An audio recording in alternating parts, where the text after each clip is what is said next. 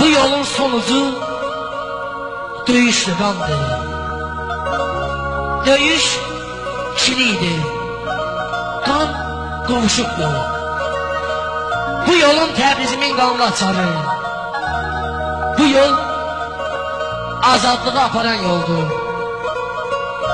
Əsgər üçün şərəfi nə var dünyada? Ocaq keşiyindən, yurt keşiyindən bugün vətənin tələyi asılıb bizim hamımızın kişiliyindən, bizim hər birimizin kişiliyindən.